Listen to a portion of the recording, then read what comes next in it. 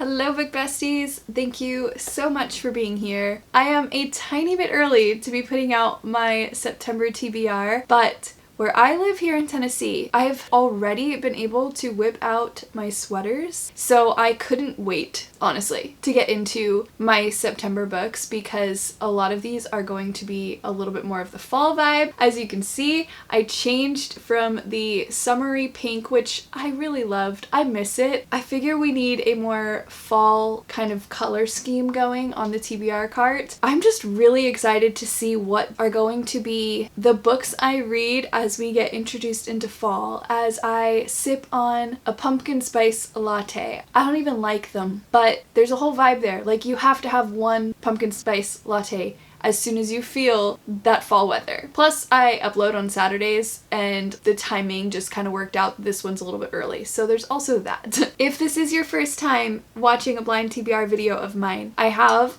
a cup full of numbers. See? I did switch out to my Gilmore Girls cup. It is just so perfect for fall. So all of my numbers are in here.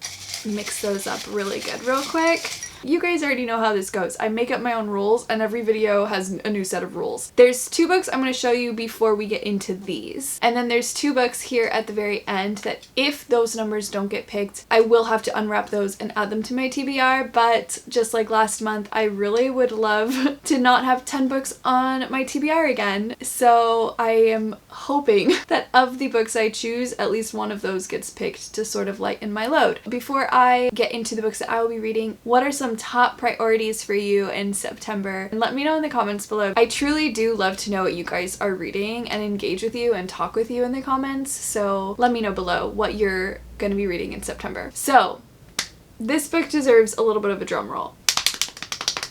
Wild Eyes, guys. Wild Eyes by Elsie Silver. I read and loved Wild Love. I'm pretty sure that all of these books are going to be like a single dad trope. I do think you need to read book one first because it's the brother of our girl, the main lead in Wild Love. He's a single dad. He went through a divorce, obviously. I'm pretty sure that it's like a famous musician that's coming into the picture that he falls in love with. Yes. Okay. So as a chart-topping country singer with a recent streak of bad press, it's hard for Skylar to find any peace, but she finds it in Rose Hill with a little boy and a little girl who steal her heart just as thoroughly as their dad. Weston Belmont, man of the hour. He is a shameless flirt. He oozes confidence in a way that's downright distracting. Everything with him is wild and impulsive, but no one has supported her like West does, and no one has ever made her feel as loved as he does either. But our life as a celebrity haunts her. It has the power to pull her and West apart. I'm thrilled. Like, literally cannot wait to read that book. So that one comes out, I'm pretty sure, September 5th, and it is top of the TBR for September. And then another book that I really want to prioritize in September is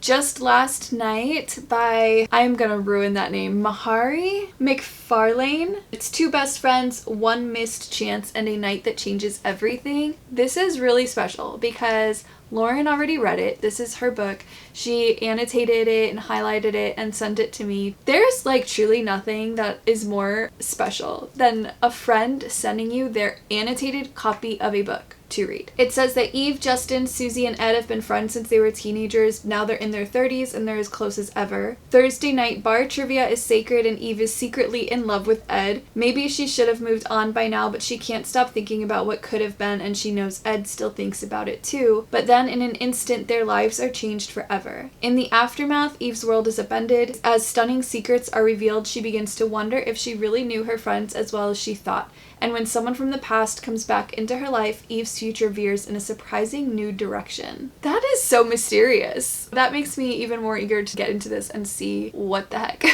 Alright, now for the fun part, let's get to picking some numbers. That one literally jumped out of the cup. So I feel like in honor of this one, just literally leaping out of the cup, we're gonna go with it. 26. Oh my gosh, are you kidding me? It is literally right next to the two that I have to read this month. Like, so close. We're off to a really solid fall vibes start. Five Survive by Holly Jackson. I did just acquire this one because it's one that I wanted on my fall TBR. I am a little bit nervous because it's a YA thriller, and I have found I don't mind YA thrillers. They tend to be a lot less creepy to me, but I have seen mixed reviews for this one, and so that makes me a little bit nervous about it. It's 8 hours, 6 friends, and 5 survive. Red Kenny is on a road trip for spring break with her 5 friends, her best friend and her older brother, his perfect girlfriend, her secret crush, and a classmate and a killer. When their RV breaks down in the middle of nowhere with no cell phone service, they soon realize this is no accident. Guys, I'm already creeped out.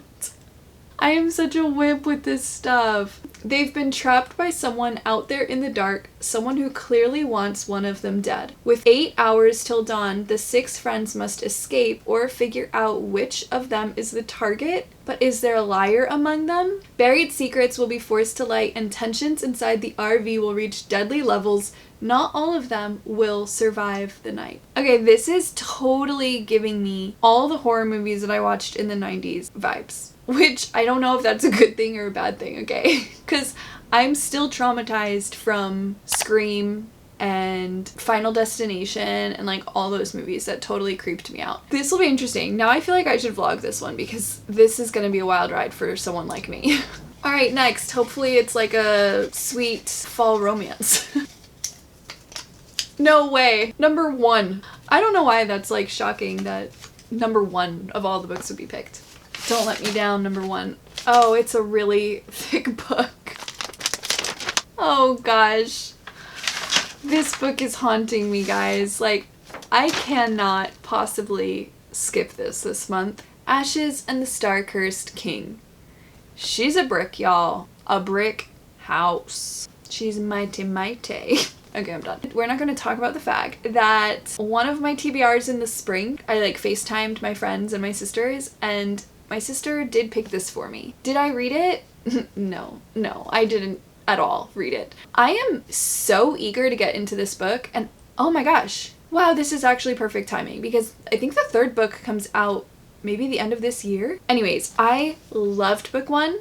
I'm a huge vampire girly, especially vampire romance, obviously, because I don't even think I'd like dark vampire, but I love romantasy vampire vibes. So why I've waited so long at this point to pick this up is literally only because it's so big.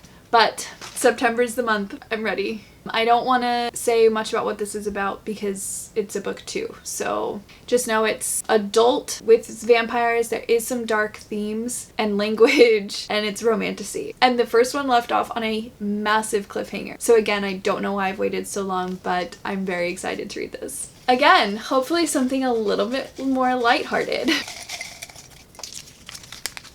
You have got to be kidding me. How does this happen? It's the number 2. Moving on to book 2. I know what this is. And it's perfect for fall. It truly is. But I don't know why this one has also been haunting me. The Unmaking of June Farrow by Adrienne Young. I don't know why. Actually, I do know why. I did not like Spells for Forgetting. I read it, I finished it, I was interested the whole way through, but like I just didn't like that book very much. And I think that is exactly why, as much as people keep telling me I will love this book and read this book, and I'm seeing so many people enjoy it, I have been not very interested in picking it up. But I also feel like it's now or never. I keep talking about in my other videos how I want to downsize my TBR. Like, if I'm not gonna read this book, I'm gonna get rid of the book, you know? And fall is the perfect season. I mean, look at this cover. It doesn't get more fall than that. The main thing that has at least interested me a little bit is a friend said that if you're a mom, you'll really like this book. Takes place in a small mountain town in North Carolina. June is waiting for fate to find her because the Farrow women are known for their thriving flower farm and for the mysterious curse that has plagued their family line. The whole town remembers the madness that led to Susanna Farrow's disappearance, leaving her daughter June to be raised by her grandmother and haunted by rumors. It's been a year since June started seeing and hearing things that aren't there, like wind chimes calling her name, a mysterious door appearing out of nowhere. But June's determined to end the curse once and for all, even if she must sacrifice the hope of love and a family of her own. But then her grandmother dies. June discovers a series of cryptic clues regarding her mother's disappearance, and the next time that the door appears, June realizes that she can touch it and walk through the threshold. When she does, she embarks on a journey that will not only change both the past and the future, but also uncover the lingering mysteries of her small town and entangle her heart in an epic star-crossed love. Okay, it does sound really interesting. I'm just hung up on spells for forgetting. Like, I just don't want to read another book like that. So hopefully this one doesn't disappoint and it kind of redeems Adrienne Young for me, because I loved some of her other books. So that's what I'm going to cling to. 2 more, and then I'll open those other 2 if they don't get picked. If this is 3, I'm skipping it. It has a 3 in it. We've got 13. I'm just letting you know right now that I am probably going to skip this one, because I almost didn't even put it on this cart, and now that I've opened it, I'm like, yeah, no, I don't feel like reading it. That is The Love Hypothesis by Ali Hazelwood. I know. Go ahead and scream at me, because I know everyone loves this book. It's not giving fall vibes. I know I'm the one who put it here, but I don't know. We'll see. Let's find out at the end, like, what books I end up with, and then I may end up swapping this one out, because I do allow myself 1 swap out. I think it's a fake relationship between scientists, an irresistible force of attraction that throws one woman's carefully calculated theories on love into chaos. She doesn't believe in lasting romantic relationships, but her best friend does. She wants to, like, get her friend off her back or something about dating, so she panics and kisses the first man she sees, and he's none other than Adam Carlson, a young hotshot professor and well-known jerk, basically. That's not the word they use, but it's the word I'm going to use. If I don't read it in September, I will read it eventually, because I really am interested to see what the hype is around this one, and it's been like literally years since it came out, and I'm probably one of the very few who has not read it. I just don't know if I'm in the mood for it for fall. Technically, only 1 more number. How does this happen, guys? How? 14. It's a really, really thin book, so at least there's that. I have no clue what it is, being that it's such a thin book. Oh, it's another book that I am honestly not that excited about reading. The Wishing Game by Meg Schaefer. Thankfully, it's very small. Again, it is one that has very rave reviews. I don't know why. I just haven't been interested in picking it up. It's so weird how that happens, how sometimes a book you're like, I own it, I want to read it, but I'm not like eager to read it. You know what I mean? This one I'm pretty sure is like a competition for readers, and I know that this woman wants to also like adopt this little boy, so she joins this contest from her favorite author. She's contending against ruthless book collectors, wily opponents, and a distractingly handsome and grumpy Hugo Reese. Meanwhile, the author, Jack the Mastermind Masterson, is plotting the ultimate twist ending that could change all their lives forever. I don't think I'll swap this one out because it's so small, and it's one that I'm like, I need to just get it done. But before I decide if I'm swapping anything out, let me open the other 2 books that are for book clubs, and then we'll take a look and see what I've got going. One of the book clubs that I will be a part of is my friend Keisha's Revive book club. We'll be reading Up from Dust. This one is a like biblical fiction story based on Martha. I've never read Heather Kaufman. I just discovered a different author that I really like for biblical fiction, because I definitely don't trust everyone with that genre, but I've heard great things about this one, so I'm very eager to try this and read it alongside the community and my friends over at Revive Book Club.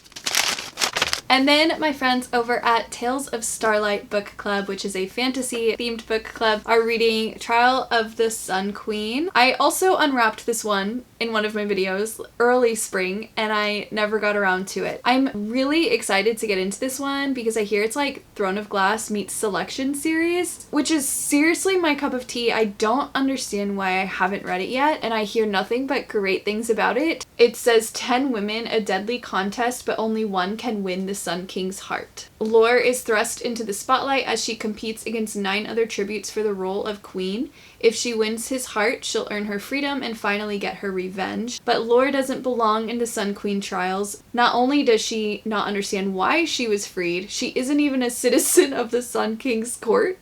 So the other tributes, naturally, resent her presence and will stop at nothing to ensure Lore is removed from the competition permanently. Okay, I definitely get the Throne of Glass high stakes competition mixed with selection series. I can see that just in the synopsis alone, so I can't wait to read this one. Here we have the TBR currently. However, I am going to swap out the love hypothesis, and I can hear the tears. Guys, I hear your tears. I'm crossing my fingers for a more fall type of romance. Watch me get a worse picked book. If I do, it's just the game I play. So I'm gonna pick another number.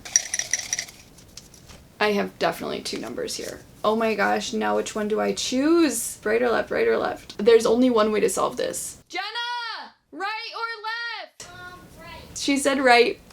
Let's hope it's a good one. The number 8. Just tell me what it is. Oh my gosh, if I can open it. Tell me what it is. Okay. I'm excited about this one. That was a great choice. I'm so happy this one was picked. I just got this one and it's so high on my fall TBR. I mean, seriously, look at this book.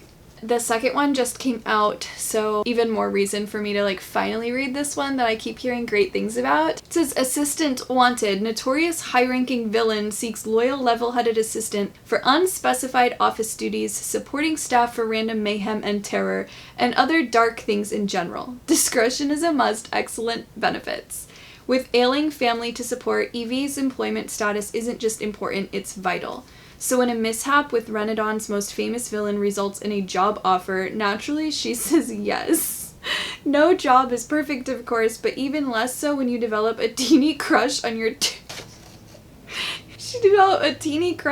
terrifying, temperamental, and undeniably hot boss. Don't find evil so attractive, Evie. Oh my gosh, but just when she's getting used to severed heads suspended from the ceiling and the odd squish of an errant eyeball beneath her heel, Evie suspects this dungeon has a huge rat and not just the literal kind. Someone wants to take the villain and his entire nefarious empire out. Now Evie must not only resist drooling over her boss, but also figure out exactly who is sabotaging his work and ensure he makes them pay. This sounds so entertaining. Heads hanging from the ceiling. That sounds like a hard pass for me. From what I understand, it's quite comical and not like dark. It's also a really slow burn romance from what I hear, so there's no open door scenes, at least in this first book. I'm really happy this one was picked. Definitely a better fall choice. So that is a wrap on the September blind TBR. If you've read any of them and you loved them, if you haven't already said so, then let me know in the comments. Get me excited about them. As always, thank you so much for watching and for being here. If you liked this video and you haven't hit subscribe yet, please consider hitting that subscribe button and sticking around, and I will see you guys in the next video.